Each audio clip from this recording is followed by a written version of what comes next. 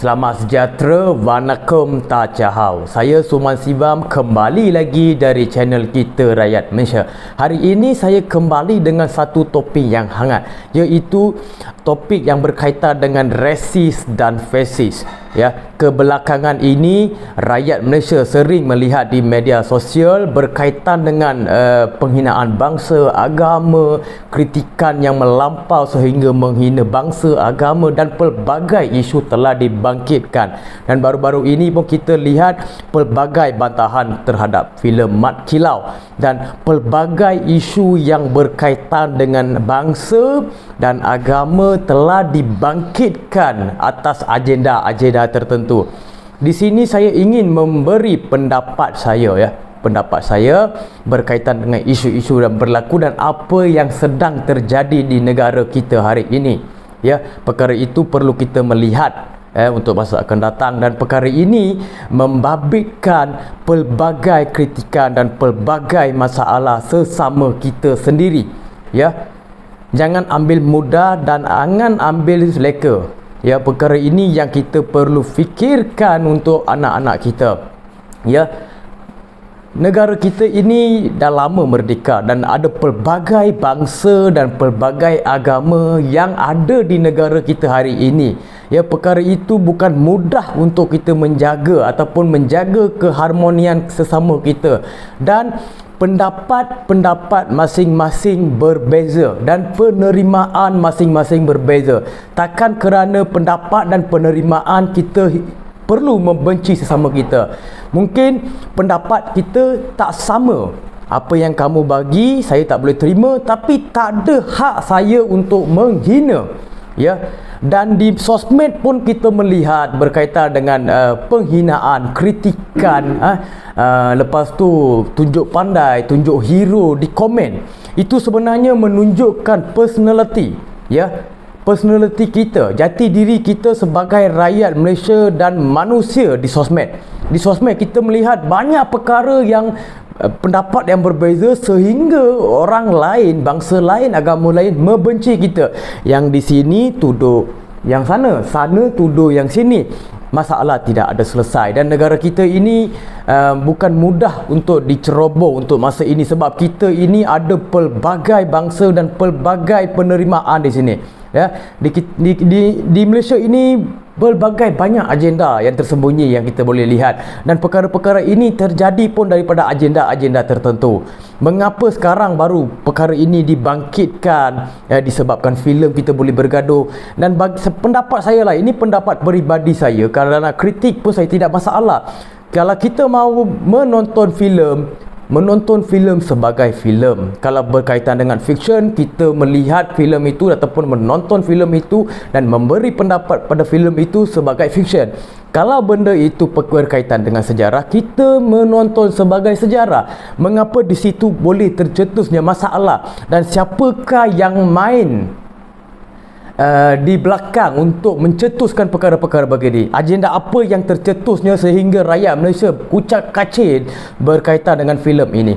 Dan sebelum ini pun banyak filem yang berkaitan dengan bangsa, berkaitan dengan bangsa Tamil Estate, berkaitan dengan bangsa Cina pun kita ada filem di Malaysia. Kenapa masa itu tidak terwujudnya satu masalah perpaduan kita? Dan hari ini kita melihat perpaduan kita dalam masalah sebab pelbagai komen, kritikan, penghinaan, resis berkaitan dengan warna kulit lah, berkaitan dengan agama. Perkara itu tak perlu wujud, dan kita kena faham di negara kita ini ada pelbagai bangsa dan ada pelbagai pemikiran dan pelbagai pendapat.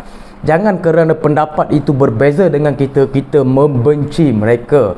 Jika mereka salah, kita tegur dengan baik, bagi sindiran dengan baik. Sebab bahasa Melayu kita, negara kita ini penuh dengan makna dan penuh dengan budi bahasa. Jika kita tidak menghormati bahasa kita, memberi komen-komen yang negatif, komen-komen kritikan, komen-komen hina, komen-komen yang tidak membina, siapa lagi? Sebab bahasa kita dah cukup bagus untuk kita bercakap atas budi bicara. Tapi hari ini apa yang jadi, bahasa-bahasa kesan, bahasa-bahasa kritikan, dan bagi saya kritikan ini tidak membina sama sekali.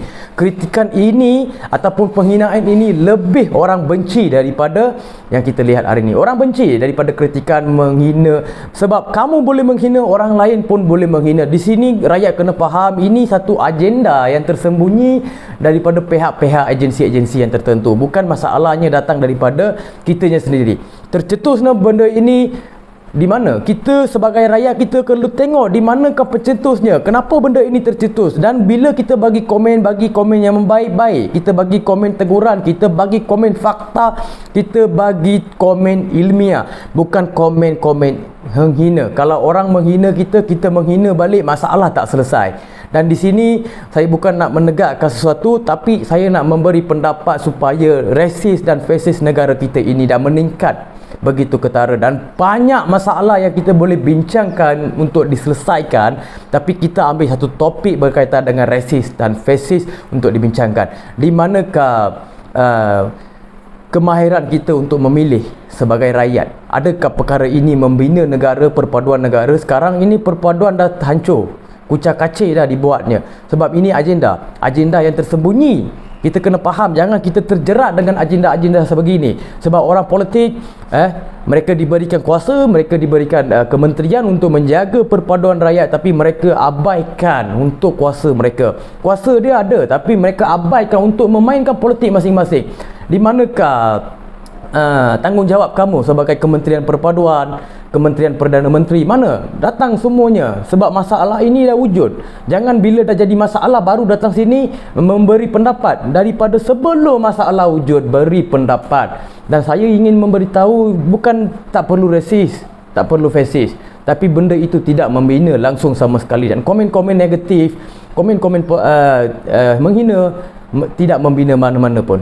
Ya, tidak membina mana-mana pun. Sebab di sosmed semua orang di situ berkenalan, dan kita di situlah jadinya satu talian persaudaraan sebagai rakyat Malaysia. Di situ pun kita nak mewujudkan satu suasana masalah. Bagaimana begitu? Kalau macam ni berlanjutan, bagaimana pula dengan masalah perpaduan kita? Adakah akan selesai dengan baik? Jika ada masalah, kita perlu selesaikan baik. Kita perlu memilih masalah itu dan untuk diselesaikan, bukan untuk melanjutkan lagi masalah itu, bukan lagi nak membakar, nak menjadi batu api di sini. Kita perlu melihat di mana tercetusnya masalah ini, kita cari dia, bukan cari orang-orang marhin.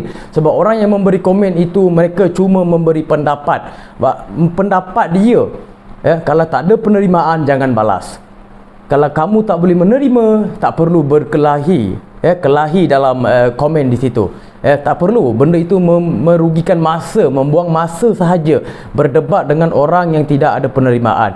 Jika orang itu menerima, kita memberi pendapat yang bagus, negatif, positif punya untuk membina pemikiran dia, bukan menghina dia.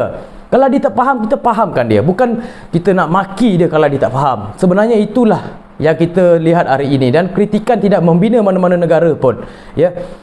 Dari segi politik, kita perlu lihat apa yang terjadi di negara kita. Politik masing-masing bermainkan politik, sentimen perkauman, sentimen peribadi, sentimen rasuah, dan ini itu sampai ke sudah rakyat yang di bawah menjadi masalah. Kita yang menghadapi masalah ini. Orang atas dia orang berkawan, mereka masing-masing kroni. Tapi sebagai rakyat kita perlu fikir, mereka ini berpangkat, mereka ini berduit. Kita sebagai rakyat tidak punya apa-apa kuasa. Memilih masalah itu untuk diselesaikan, bukan untuk memilih menjadikan masalah besar lagi. Isu resis dan fasis ini bukan baru di negara kita, tapi untuk kebelakangan ini benda itu meningkat secara teruk sangat dah. Tak ada kawalan daripada segi kerajaan, daripada agensi-agensi tertentu untuk mengawal perkara ini. Bila jadinya masalah, viral sana, viral sini, fuha-huha, kita tak tahu. Kadang kita baca pun kita sakit hati. Kenapa adanya satu komen begini? Kenapa adanya satu post begini untuk menghina sesuatu bangsa, sesuatu agama? Apakah tujuan mereka sebenarnya? Adakah tujuan mereka untuk menyakiti mereka ataupun untuk membina mereka? Kalau kita memilih untuk membina, memberi pendapat yang dia boleh menerima, bagus perkara itu. Tidak ada masalah ataupun kekecohan di perpaduan kita. Bagus kita fikir untuk kreatif, inovatif dan intelektual untuk membincangkan sesuatu perkara yang berkaitan dengan sensitivity. Ya, perkara itu kita melihat dengan luas. Ya, jangan dikerana komen-komen kita menunjukkan penampilan diri kita sebagai orang jahat. Kalau orang politik buat begini, mereka ada 48 law untuk mengawal kita. Kita sebagai rakyat tidak mempunyai kuasa begini.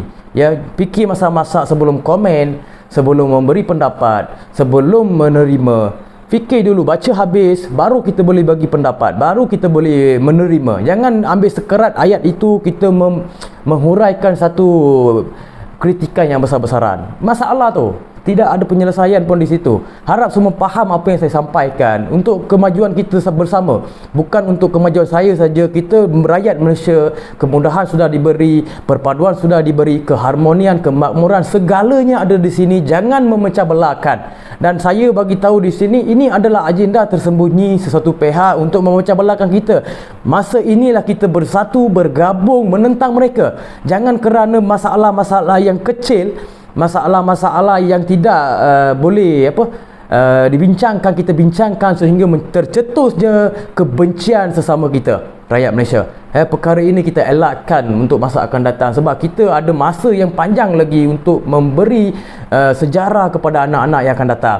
Jangan kerana satu perkara yang tidak bagus kita bincangkan. Elok kita ambil perkara-perkara yang baik untuk dibincangkan berkaitan sejarah. Sebab bila kita lihat berkaitan sejarah, banyak sejarah diterbalikkan ataupun dipadamkan daripada buku teks dan segalanya. Di situlah kita jadi rungsing dan kita jadi masalah, sebab masing-masing ada pendapat sejarah yang berbeza. Bila dia bagi sejarah dia, ini tak ada penerimaan. Yang ini bagi sejarah dia, ini tak ada penerimaan. Bermakna di sini masing-masing perlu buat kajian, masing-masing perlu membaca berkaitan sejarah, sebab masing-masing lagi tak faham apa itu sejarah. Kita tercetusnya masalah begini di negara kita, resis-resis berkaitan sejarah. Ya, bermulanya daripada sejarah yang tidak faham. Mereka tidak faham sejarah, mereka membuat satu spekulasi yang boleh memberi kemenangan kepada mereka. Mereka bagi tahu. Lepas tu penerimaan di pihak lain tak ada. Ya, harap semua faham apa yang saya sampaikan. Sekian, terima kasih. Salam perpaduan. Negara kita dibina untuk perpaduan. Jangan menghancurkan kerana isu-isu politik, isu-isu bangsa dan isu-isu agama. Ya, membina daripada awal. Ya, memberi komen untuk membina, bukan untuk menghapuskan ataupun membinasakan apa yang ada. Sekian, terima kasih.